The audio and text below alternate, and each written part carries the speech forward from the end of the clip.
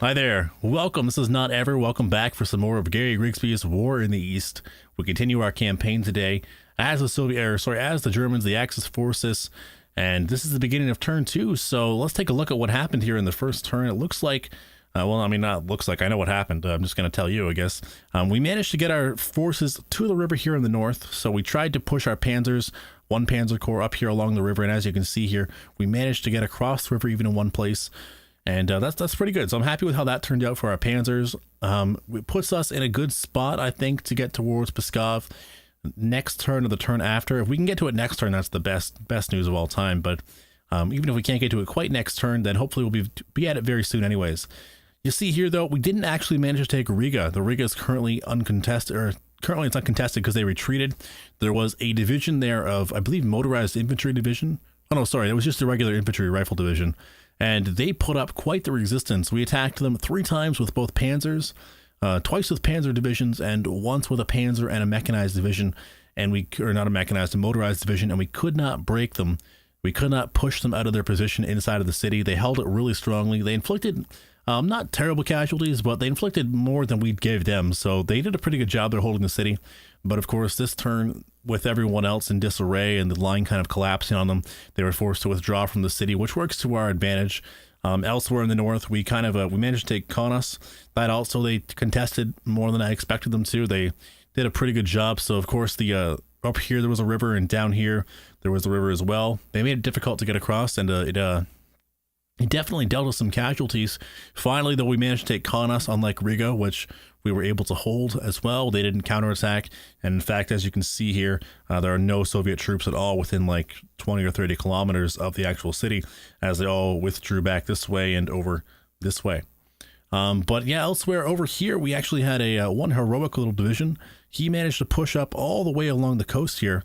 And I think he had like 5 or 6 encounters, and he won every single one of them with like overwhelming authority. Did a really good job. I think it was 291st Infantry Division. And yeah, it was good for them. They definitely get honors. And elsewhere in the north, everything went to plan. I can't really remember anything else going wrong or anything. I think everything else worked. We moved up some air bases as well, as you can see here, to kind of give our panzers a little bit more assistance when necessary in the coming turns. They'll probably need those aircraft and the ability to take they'll need the aircraft in order to take Pskov probably. So we'll have to remember to use them to their fullest. As well, I should also mention now, as long as we're on the topic of aircraft, we dealt pretty heavy casualties. I think 2,000 aircraft destroyed on the behest of the Russians there. We can take a look actually at the info. There it is. So for ground losses, you can see that they've lost almost 250,000 men. Most of those are captured, I assume. 100,000 captured. So that's a pretty big chunk. And then there's also also quite a few disabled, actually. And then we've killed like 12,000, which was actually pretty close to our casualties as well. We've lost 10,000 men in combat, a little bit more than I expected. But as we'll talk about later, we had some issues getting past a couple defensive units, which really threw a wrench into our plans. So down here, we look at the aircraft. You can see we managed to eliminate 2,000 aircraft for only 125 of ours. So a pretty good start. Better than I think last game, but still not as good as it probably should be. I also have to remember to put a anti-aircraft on these guys as well. Hopefully I will do that myself. But if not, please feel free to remind me in the next video if I have forgotten. Elsewhere, though, in the Army Group Center here, it looks like we managed to push ourselves across. We managed to push ourselves across the river over here, and we got just north of Minsk. We probably could have taken the city. It's deserted now. They left the city, but there were a couple guys around and in the city last turn. But we might have been able to take it, but instead I decided to flank around here, up around the north. So as you can see, we are up north. Also in the south here a little bit. We didn't quite get as far in the south as we did in the north. There were some engagements along these areas here, I think, and they stopped us from getting very far down there. The farthest one we got to was this SS division, which managed to only get to about that crossroads there. So elsewhere, it looks like I forgot to mention also, we took Brest-Litovsk. We attacked with 3 divisions, and we completely destroyed the garrison there. So it was a very, very lucky attack, I think. I feel like we had the side of luck on our side there, whatever you want to call it, and it was a very lucky attack. We didn't lose very many casualties, and I think we inflicted something like 2,000. I think we also might have made a unit surrender. but I can't remember exactly. But it was definitely a very good attack for us. So once we got out of the city, we pushed one Panzer Corps this way. We're going to try and get them to go all the way through the Pripyat marshes down here, and then try and get over towards Gomel.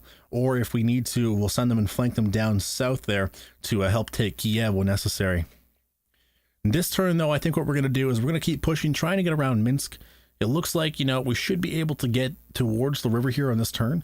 The only problem is, as you can see, a lot of the units that were in the Minsk pocket decided to relocate this turn, and they moved back here into the Russian side of the river of the Dnieper, which is right there. So it looks like we're not going to be able to get a really good pocket. We still have the option to get a few guys in here in the pocket if we can maybe flank down here around the south without having to go through too many of them, without having to fight too many of them. If we do have to fight these guys in here, and most of these guys are in fact, well, there's two. There's two infantry divisions, but the rest are like airfields and supporting units. So it's not really a very good pocket, but I mean, any bit counts, I guess. The real goal now is going to be to get ourselves over to this river here so that we can hopefully, if we can get across the river this turn, that would be great. I don't think we're going to be able to. I don't think we just have the movement for it, but if we can get across the river, say around here or here, we can kind of give ourselves a foothold so that we can't be. Last time we were playing the game, they really blocked us really well here. We had a lot of trouble. We took Mogilev at the end of the campaign, but we didn't quite have the ability to get across the river. So if we can't get across the river this turn, we're going to probably have to send most of our troops in the future to try and go through this little plain here, try and avoid that river wherever possible. Of course, at the same time, if we don't have to send these guys down here, down to Kiev, they could get across, hopefully down here at Gomel, take that city, where, of course, I don't think they'll be protecting the river as much. I don't think they'll really expect us to come through the marshes, but they might. And then if we can get through there to Gomel, we might be able to flank up behind them like this and kind of turn their line like that. So that's going to be the main goal here in the future. Elsewhere in the Army Group Center, we, of course, try to consolidate, or we're going to have to try and consolidate this pocket this coming turn. We have all these guys trapped in here. We managed to, with this guy and this actually guy, they linked up down here, and we managed to cut off this entire force. There's also another little pocket up here, but there's only 3 units there, so it's not that big of a deal. But still, I mean, it's good to have these guys. It's good to be able to say that we have a pocket of some significance in the center, which is what we really needed to do. And yeah, I'm pretty happy with that. I think that's basically everything. The Army Group, I think this is the 9th Army Group up here, and the 4th Army Group down here. They didn't really do very much. They kind of compressed the flanks a little bit here on both sides, but for the most part, they were inactive, mostly just waiting in reserve. These guys actually here, there's, I think 3, 4, 5. So there's 5 different regiments there, which are weaker than the divisions in strength. So they're not quite as good at attacking, especially, and they have to attack, this guy's to attack into a marsh. I think there's a river here, so these guys wouldn't have been very effective in attacking against them anyways. They're more just there to hold the line until we can get some attacks on the rear of this pocket and start to consolidate them. And now, of course, that pocket is out of supply, next turn they're going to be easier, and then if there's any left on the turn after, they'll be even easier than they were last turn to take out of action. If we look down here in the far south, we can see that we didn't quite achieve our goals, which is actually the only place in the game that we failed to achieve our objectives this turn, or this game so far. We were just short of being able to get to the border here. We managed to, of course, attack all the way down here to the south. The 13th, I believe, Panzer Division managed to reach the river, but was not able to get across and was not able to link up with the Romanians. To that effect, there is technically a corridor here that the Russians could escape through and get back to their lines. They could also, I guess, attack through Tarnopol if they really wanted to get out, but I think they're probably just going to stay put there. The Russians don't really have a lot of movement points, especially early on in the game. Only really early on in the game. They don't really have a lot of movement points, so it should be a pretty easy thing for us to take control of the situation, just kind of destroy this pocket in here over the next couple of turns. There was actually, though, quite a bit of difficulty on the last turn. The reason we didn't get to all the way down here was that our Panzer divisions ran into a fair amount of resistance in this area here, trying to get through these guys. Also down here, I guess, outside of Tarnopol, as we were trying to flank through these guys and get to their border. The 6th Army as well over here, the guys in that pinkish purple color, they also had quite a bit of casualties as well. In fact, this division here had the most casualties of any division in the entire Eastern Front so far. They, I think, suffered in 1 week. They suffered almost 750 casualties, so they took quite a bit of damage. The most casualties came from a fight here along this rough terrain, trying to get rid of that unit there to curve in the line a little bit. They weren't able to get rid of that unit, even with support from another division, and it ended up costing quite a few men. I think it costed a couple of AFVs and artillery pieces as well, so they're not in the best shape. I mean, they're still probably better than the Russians are, but it's definitely not the way I wanted to start off the game in the south. We're going to have to hopefully be better in the future. Maybe we'll have to prioritize some more bombing missions instead of going for trying to destroy airfields. Last turn at the beginning, I prioritized a lot of airfields, trying to get rid of those Russian aircraft as much as possible. We also, as a side note here, as long as we're talking about aircraft, we also did quite a bit of damage to the aircraft in aerial combat. I think in that same battle, actually, for this territory, we inflicted about 80 different, I think it was like 80 or 90 aircraft lost, 80 or 90 fighters for the Russians we were able to shoot down out of the air. So we've had quite a bit of success against the Russian Air Force, both on the ground and in the air. So hopefully that continues for us. But yeah, in the future with the South, it's going to basically be trying to push ourselves this way, trying to get towards Kiev, which is the inevitable short-term objective down here. We also have to link up with the border down here as quickly as possible, but that should be easy this turn. It shouldn't be anything to worry about. The difficulty is going to be at this point is it looks like the Russians, this whole force here is probably going to withdraw as they did last game back to a line over here.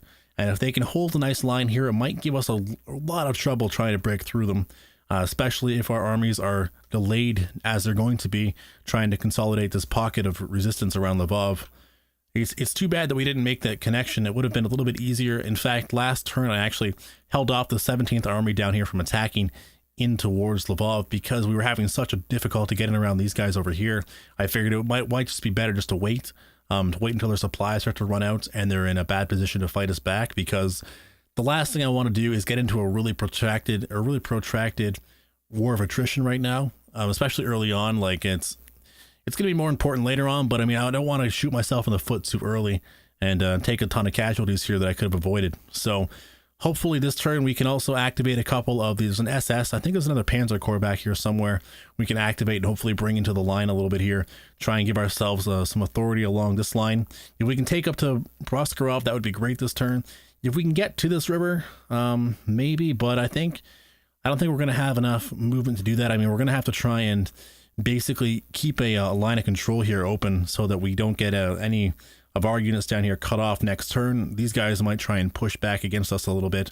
So we're going to have to we can't go too far with our panzers and our infantry around here. We're going to have to keep them relatively close together so we can't get attacked or get our line separated. So that's going to be the attacks here, the missions, the goals for our next turn as we go ahead. We head into turn 3 here. I guess this is the beginning of turn 2, but we'll be at turn 3 very shortly. And hopefully this has shed some light on what's going on in the world of Gary Grigsby's War in the East for this campaign. And if you guys have any questions, feel free to put them in the comment section down below. Otherwise, guys, until next time, thank you so much for watching. I hope you have a great day.